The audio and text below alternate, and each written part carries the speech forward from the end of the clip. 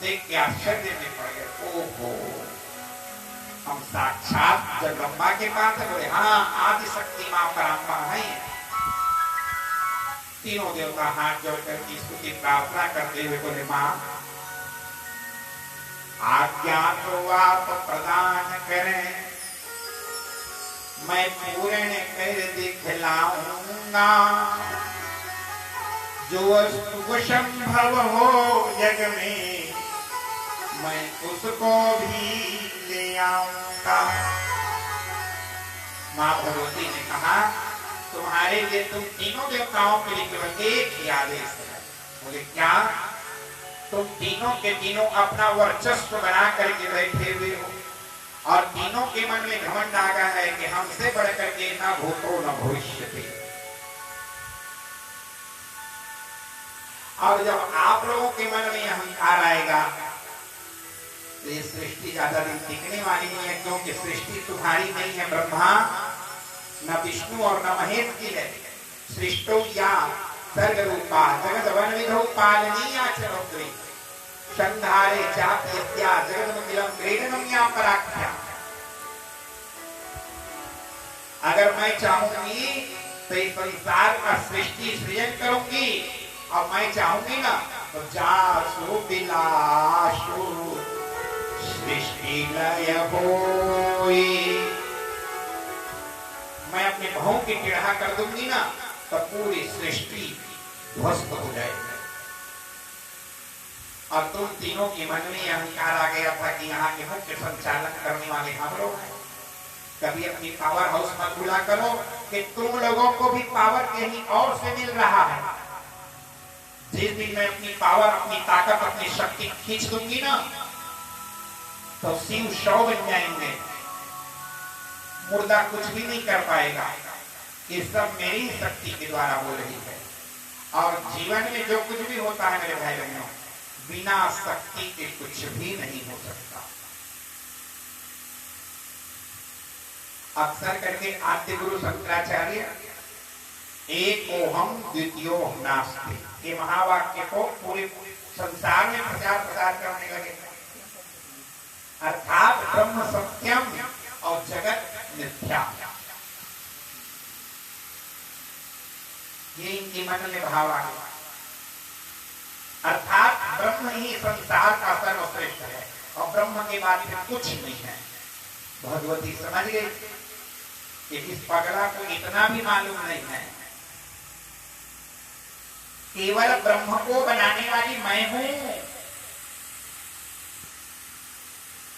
जासु अंश उपजहि गुण खानी, अगणित उमा रमा ब्रह्माणी। मैं एक ब्रह्मा नहीं, एक ब्रह्माणी नहीं, एक उमा, एक शंकर नहीं, अगणित उमा रमा ब्रह्माणी।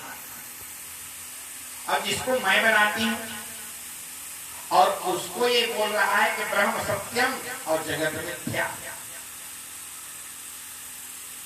और जैसे ही प्रवचन करके आए, कुंभ का मेला लगा हुआ था प्रयागराज में, तो कुंभ की मेला में जब उनको प्रवचन करके आए तो आज तबीयत खराब हो गई। इतनी तबीयत दस्त होने लगा, इतने दस्त होने लगा कि आदि गुरु शंकराचार्य को चल पाना बड़ा मुश्किल होने लगा। शिष्यों ने जाकर के वैद्य को बुलाए। वैद्य ने नाड़ी छू करके देखा, गुरु जी को तत्काल ये जो दवाई दे रहा हूं उसको दही में मिला करके दो। शिष्यों ने कहा हम दही कहां से लाए? शिष्य लोग चले गए, ढूंढ रहे थे लेकिन कहीं कहीं दही नहीं मिल पा रहे थे। उसी समय एक बुढ़िया का रूप धारण करके और आवाज देते हुए आ रही थी, दही ले लो, दही ले लो।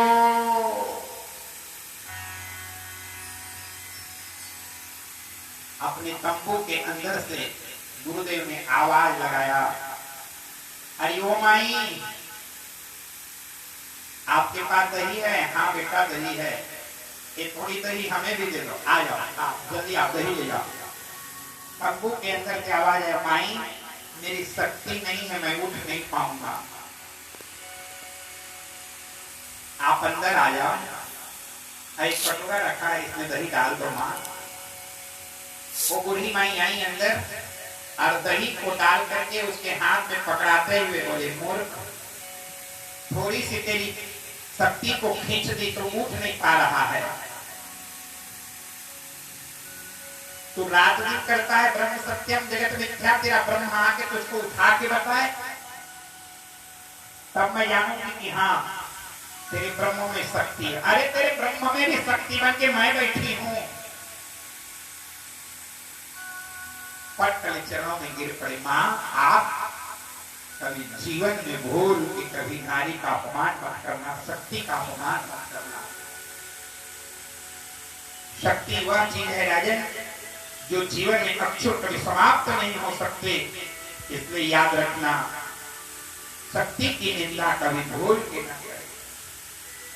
जहां पर शक्ति की निंदा होती है मेरे भाई बहनों, उस स्थान से मां भगवती जगदम्बा तत्काल छोड़ करके और फिर वहां पे कुछ भी नहीं हो सकता। और जहां शक्ति विराजमान है और अब तो दुनिया की हर वैभव उस स्थान में विराजमान रहेगी।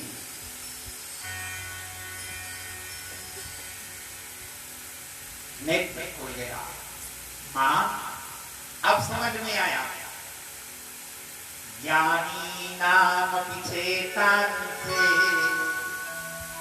देवी भगवती निशा